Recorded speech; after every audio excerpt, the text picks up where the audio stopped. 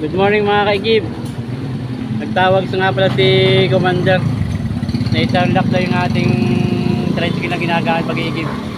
Tara nga mga kaigib sa bahay. Pupunta natin kung anong nangyari, kung anong reaction ng mga tao sa bahay. Baka nagkakantsawa na yun. May turlock daw yung aking tricycle. Tara, let's go.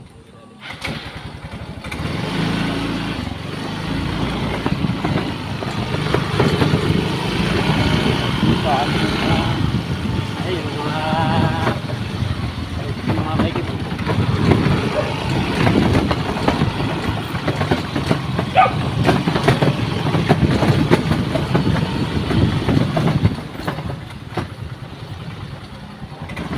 Ano daw nangyari? Wala pa, di ba napunta? Di ba napunta? Ayun ang natarlock. Ay, Jero. Oo. Dalawa pula ako kami mga kaigib na itarlock dito sa aming parkingan. Tara mga kaigib, silipin natin yung ating tricycle.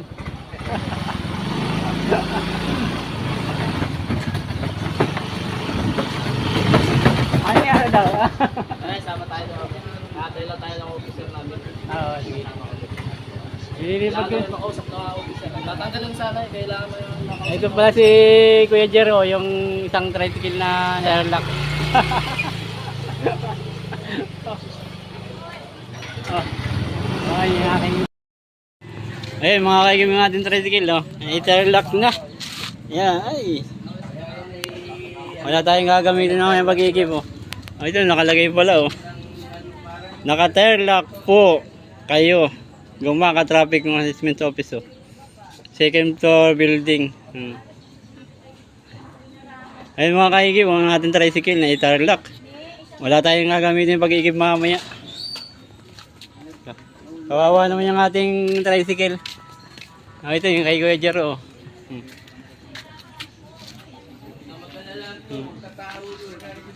Dalawa po kaming na-itarlock. Dalawa po kaming tricycle. Ang ating mga container mga kaigib. Makikipag-usap daw po yung pangulo ng isang samahan dito sa Soda. Namin mga kaigib yung sa opisina yung nag-tarlock dito. Kakusapin po namin para matanggal na po yung tarlock. Dalhin mo yun o. Ha? Ah, kailangan mo dalhin yun? Dala-dala nga ni, ano ni Awa. Ah. Kasamahan ko po yung isang driver na itarlock kanyang tricycle. Pati yung ating tricycle po yung itarlock din. Wala man daw pong babayaran, sabi nung nag-tarlock. Makipag-usap lang daw po sa opisina. Tara mga kaigib, doon sa opisina. Sabahan natin yung isang driver dito. Ayun, kasama po natin si Kuya Jero. Pupunta na po tayo sa opisina. Saka mayroon po kami kasama isang officer na biyaheng kamuhagin, si Kuya. Kailangan daw po ng isang officer para makipag-usap dun sa opisina.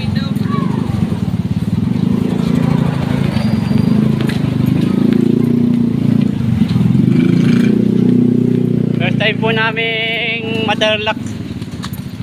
Kasi ano lang po yung bahay ko sa Tapatay. Hindi maiwasan na mag-parking.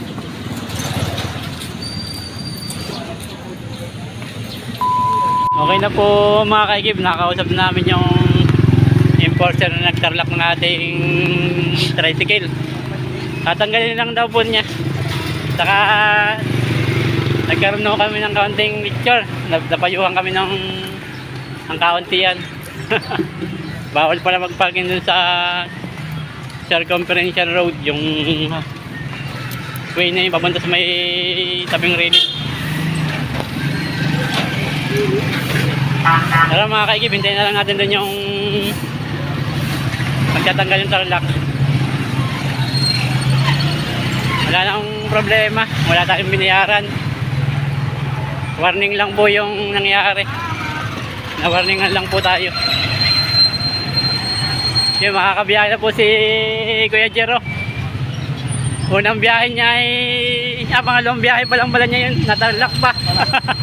Ang biyahe pa lang. Una pa lang. Oo. Bago pa lang ba biyahe na? Bago pa lang daw siya babiyahe ay nahuli na. Na-tarlak na yung kanyang tricycle. Ano mo sasabi mo kay Jer sa atin? Okay naman, napakausapan naman ho natin. Oo. Ay, napakaisapan po namin ng... Mabait naman po yung enforcer. Talagang nagbigay lang kami ng warning. Makakabiyahe na po si Kuya Jer, oh. Sir yung ating tarlak, oh. Ay, sabi ko may tipay, sabi ko bahala ka. Sasakay sila.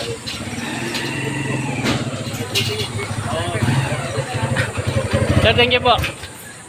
Ayan, natanggal na ni Sir yung tire lock.